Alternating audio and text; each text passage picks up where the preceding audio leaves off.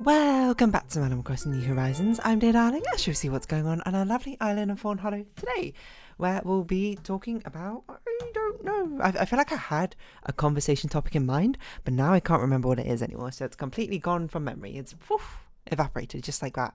I feel like it was a gaming one, but I don't remember what it was. Hold on, R Games, what's going on? Diablo 4? Okay, well... I ain't going to talk about microtransactions. I feel like I've spoken about microtransactions before, probably. I've probably spoken about everything before. I don't think that's much of an accolade as I think it is. Good evening, everyone. Right now on Fawnhollow, it's 9:04 PM on Thursday, February 15th, 2024. Hope everyone had a nice Valentine's Day yesterday. I don't remember what it was. I don't know. Honestly, it's not coming to mind. So what can we talk about? Should we talk about something completely random, something just completely out of left field? Something that makes you go, what's that? And what are you talking about there? I don't know. It's a little bit difficult. I feel like when I hype it up that much, it becomes a bit more difficult to say. I mean, we could talk about gemstones, seeing as all these things had gemstones on there. You know what? Where have I learned all my information about gemstones from? Actually, I was going to say one thing, but now I realise that's not actually true. There's two sources of all my gemstone information. One of them was a book. I think they were the DK books, which I don't know if that's just a British brand. It might be a British brand, but of like kid-esque friendly encyclopedia like reference books is probably how I describe them. And they have them on like a whole variety of sort of different topics. And one of them was gemstones, which I don't even know if I read properly. The only thing I remember was, this is in primary school, another girl in my class had it. Like she took out a book and I was like, oh, that seems like a really cool book to read. And I was like, I'll take it out from a library at some point. And then I never did. Or maybe I didn't. I don't know. Like, we had a library, but I don't remember ever really, like, taking books out there unless it was, like, you know, sometimes there'd be, like, a weekly thing where the entire class will go to the library and we'll all pick out a book to, you know, take home and read, I suppose, for that week.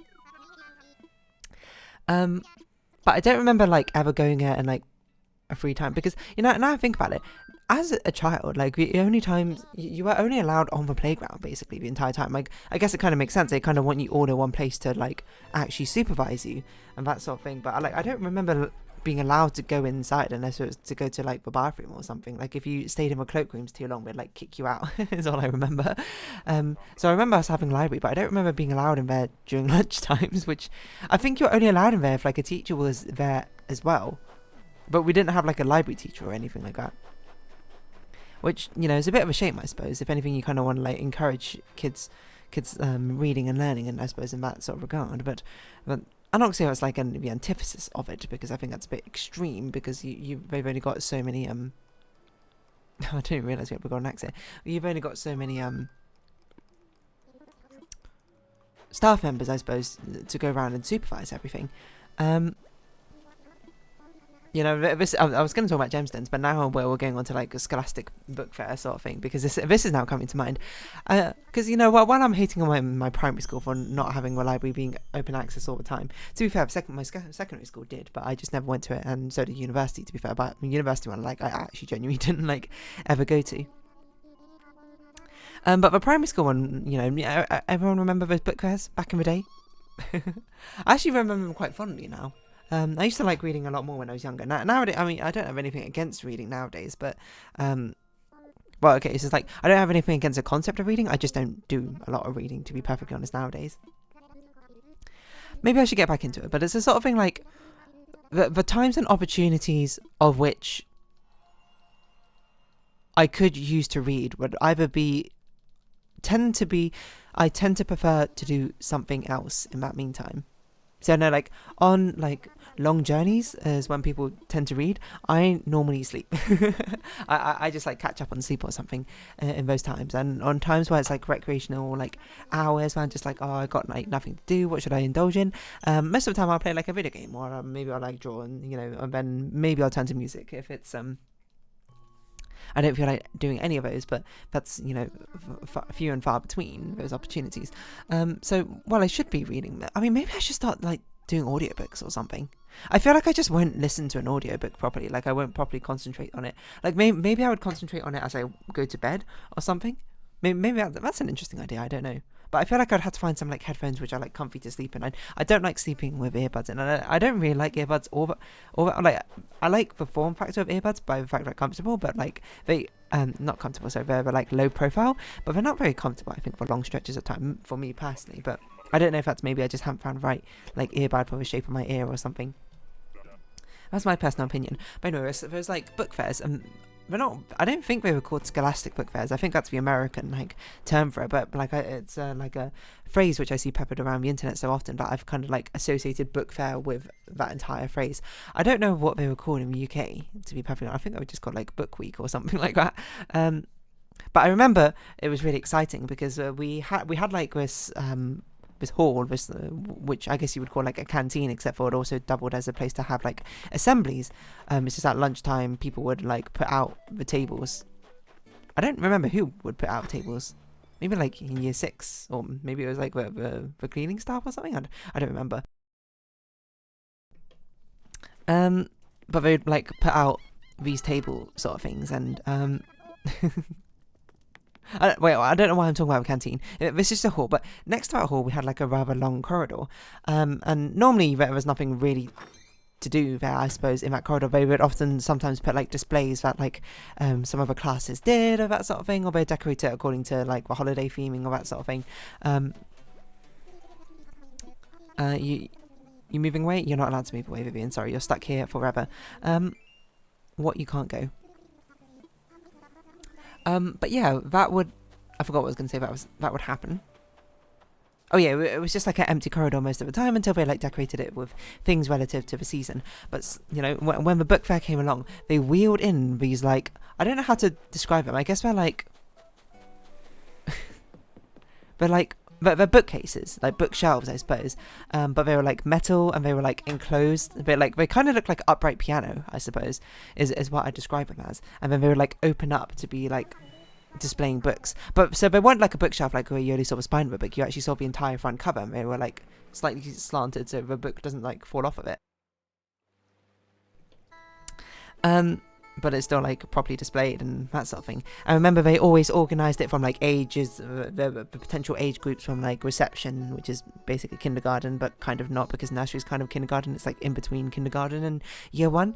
But they went from like the lowest year group to the highest year group, and you would have like a browse through, just like looking through all the books to see what you buy. And they did it every year, and it was honestly a lot of fun, to be perfectly honest. My parents were, very encouraging. In fact, they were like, you can spend as much money as you want on books. We are actively here to encourage you to buy books, which is, honestly a very great decision, I think, on their behalf. I don't remember all the books I bought from the fair each year. I remember a handful of them, and I'll do my best to sort of regale you with the tales I have of them, because I remember in reception or year 1, like one of the early years, there were Hamtaro books, which is crazy because I loved Hamtaro when I was younger, but it was very much like a Japanese sort of thing. Like I basically never heard of it all that often in the West, but then there was a little bit of a craze where Hamtaro got kind of popular. And they were selling like the Hamtaro books. They weren't like amazingly cool or anything. Like I think I was probably at the age where I was a bit too old probably to buy them, but I just loved Hamtaro that much that I bought them. They were basically like kind of like picture books with very like basic stories. Like I can't remember what they're called. One of them was like about Hamtaro. I don't remember what he did. And one of them was like Bijou's Big Adventure. And I remember I kept them. I also remember I kept them, like, I had, like, this corner desk table sort of thing when I was younger where I put all my plushies, and I kept those books underneath those plushies for some reason. I don't know why. Like, it was, like, a secret stash of Hamtaro books that someone wanted to steal or something. But I remember I bought that one year. I also remember I bought a book called Mo. I think this, I would guess this was around year 3, year 4-ish sort of area. But it was basically... Mo was a mobile phone which was kid randomly found, and this mobile phone was from like an alien planet is basically what happened. And okay, talk to neighbors, change look, and what Mo could like do really cool things, one of them being like tell the future.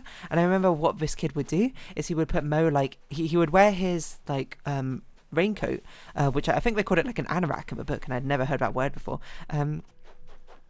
he'd wear like his anorak backwards, so the hood would go up like over his face, and he'd put like Mo in that hood. And whenever the kids would be like, "Oh, I can't remember what his name was," let's say John, John, like, what is it going to rain tomorrow? He would like put the hood over his face and then talk to Mo, and then be like, "Yep, it's going to rain or it's not going to rain," because for some reason Mo was just like omniscient and or like some sort of seer. He could see the future.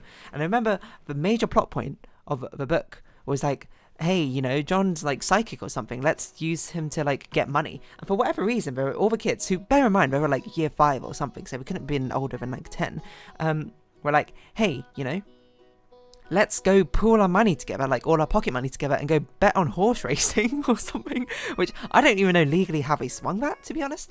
But I remember they pooled all their money together, and then they like the kid himself was feeling like he didn't really want to do this and that sort of thing. He felt torn about it, but Mo gave him the answer anyway. And then like on the day of the horse race, like the kid John was talking to Mo, being like, oh, you know, like are you super certain that horse is going to win? And then Mo said something like, yeah, that horse is going to win on like planet Nebulon or something. And it's like, Mo, what are you doing? Why did you give a horse race results for a planet that you don't even live on?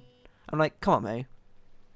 You're omniscient and you didn't even realise the kid was probably asking for Earth horse races? Or maybe Mo was being the big brain and like trying to teach a kid a lesson about it. Anyway, all the other kids like confronted him and they were like, we hate you. And then like Mo as a secret got revealed or something. And then I can't remember what happened. They like, I think, did they take Mo or something? Or like maybe they got resolved. But what I do remember is, no, I think Mo got hit by a car.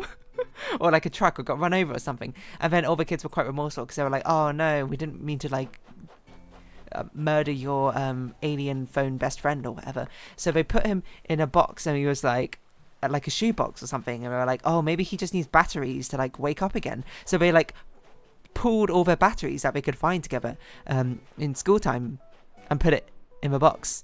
And this is going to sound crazy, and they put the box away in the locker, and then they went to go have a PE class being like a gym class, if you're American minded out there.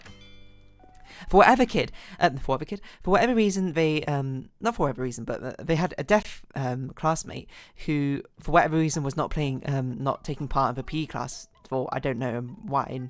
But what they also took like the battery, like he chose to do it. They didn't just like steal it from him. He chose to take out his hearing aid batteries and put those also like into that sort of communal box of batteries with Mo. I can't believe how well I remember this. And then disaster struck. The school got set on fire somehow, but I think it's like they took out the batteries for the fire alarm. Horrible decision, by the way, don't do that. And also because the deaf kid couldn't hear I didn't hear the fire like burning or something. It was like too late when it was like, whoa, oh no, everything's on fire. And then like I remember the kid John like running in to like rescue Mo from the shoebox, and then he was like too scared to open the shoebox, and he opened it. He was just like, oh, Mo's gonna be dead. And it turns out Mo was just like sitting there surrounded by like battery wrappers or something, like outside film of batteries, being like, oh, you know, I ate all those battery things that you gave me. It was really hard to peel the wrappers. It sounds so ridiculous now I say it out loud. And then the kid was like so overjoyed. Like, hold on, Miss Massacres, mobile phone book, find a person. I'm pretty sure it was called Mo. Kids book called Mo. Yeah, there it is, by Geraldine McCorrine. It's even got the exact same cover that I was thinking of. Mo. Geraldine McCorrine. What other books have you written? Oh, Geraldine. Oh, Shane. When Shane is asked to follow the mysterious trillings. Oh, yeah, that was right. He first found Mo by like a phone going off during assembly. Assembly just being like the morning.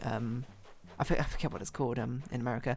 And the principal was like, all right, Shane, you go find whose phone that is. And he was running through the cloakroom, and then he got to like his coat, and Mo was just like in his pocket or something. And then all I remember is he just said to the principal, being like, "Oh yeah, the phone stopped ringing before I could find it." He hopes that you can keep a phone. That's making it. Shane has always wanted a mobile phone, but the last thing he expects is that Mo talks back. Mo's on the run from an alien planet when Shane offers to mind her while she's on Earth. Oh, Mo's female? I don't even remember that. He gets more than he bargained for. Mo's demanding, orders him about, and won't keep quiet if only she had an off switch. She does have one useful talent though. Mo can predict the future. That's what I remember. Apart from, I didn't remember Mo was female though. Geraldine McCoreen. What else have you written? I probably have not read any of these other books. It's got one review on Amazon. It's 5 stars. Google Books. You actually have it. That's crazy. Get print book. No ebook available. Oh. On eBay. Anyway, I bought that one year. I feel like I spoke about it before, but I don't know if I spoke about Mo in that much detail. Well, there you go. I'm gonna call this episode Mo, I guess. I was gonna talk about other books that I got during like the school fair. Like my favorite book I remember getting was Adolphus Tips by Michael Morpurgo, and it still is like probably one of my favorite childhood books. It's about this girl during World War II or something, World War I, I can't remember, and like a story about like Adolphus Tips, her cat, and well, it's mainly about her, but also like the cat's a recurring character. I remember like wanting to buy it and then being like, oh, how much does this cost to the teacher? And the teacher was like, I'm not really sure, and looked at the back and saw like the official like store listing price was like £15. It was like £15. I was like, £15? I don't have £15. I only got £5 on me or something. I remember very sheepishly asking my parents like, can I have £15 to buy a book from a book fair? Because I was just like, oh, this is horrible. Why would I do this? It's so expensive. And this is when my parents were just like, you don't be afraid, dear darling. We would always give you money to buy books from a book fair. And I was like, yeah. Because I remember like telling the teachers, like, can you please put it on hold for me? Like, reserve it. I will bring in the money tomorrow. And then at that point, I was like super overjoyed. I was like, yeah, I can get this book. It's a good thing I was a good kid as well. Always like I feel like very easy for a kid to just like go buy it in sweets. But no, I actually did go buy the book. I went back the next day, and then I was like, I want to buy the book. And it was like, oh, and the teacher was like, oh, I got the price wrong. It wasn't actually £15. It was actually like £6 or something. Because to be fair, like they kind of want to encourage kids to read and they want to make it accessible, right? So they make all these books like really cheap compared to like the actual like high street price, right? And I was like, whoa, what am I going to do with all this other money? So I think I bought another book, and I bought a book by Sandy Toksvig called Hitler's Canary, I believe, which I don't remember too much about, but apparently I bought a lot of wartime books. I didn't realise this, but unsurprisingly, maybe that's just kind of like what UK literature ends up covering. But yeah, that's what I remember. I'm sure I bought more books. I can't remember them off the top of my head though. I remember my sister bought a book. She bought like a lot of Jacqueline Wilson books, which I also read a few of them. I remember one of them was called Best Friends, or something like that. That was a really good book. I remember liking that one. I think my sister also bought a book being like how to. It was like 2 books. I think it was like 2 in 1. Like it's basically how to handle your like annoying younger sibling, or something like that. And the only thing I remember about it, and the one like how to handle like your annoying younger sister, it's just like they have like a picture, an illustrative picture of like a really smarmy looking child, like looking really smug or something, and then just like a load of annotation notes to it. And then the only thing I remember is this: the younger sister was wearing a jacket, and the annotation says, "Isn't that your jacket?" I don't know why I remember that, but I do. Hold on, Jacqueline Wilson, younger sibling book. Not Lily Alone. That's not one I was... Was that not Jacqueline Wilson? The Worst Thing About My Sister? No. Maybe it wasn't Jacqueline Wilson. Maybe it was just illustrated by the same person, Nick Sharratt. Kids book How to Handle Annoying Younger Sister. It's something like that. How to Drive Your Sister Crazy? No. Oh, How to Handle Your Sister. Oh, it's by Roy Apps. Oh, it actually is exactly how I remember it. Hey, isn't that your jacket? I thought it was just by Jacqueline Wilson. I guess it's not really Jacqueline Wilson's style. But it is illustrated by Nick Sharratt, so it's the same sort of illustrative style, which is how I remember it. It's How to Handle Your Brother/Sister. And it was really cool, because it was a book that, like, half of it was, like, how to handle your sister, and then you flip it upside down, and then the other half was how to handle your brother. And I was like, that's so cool!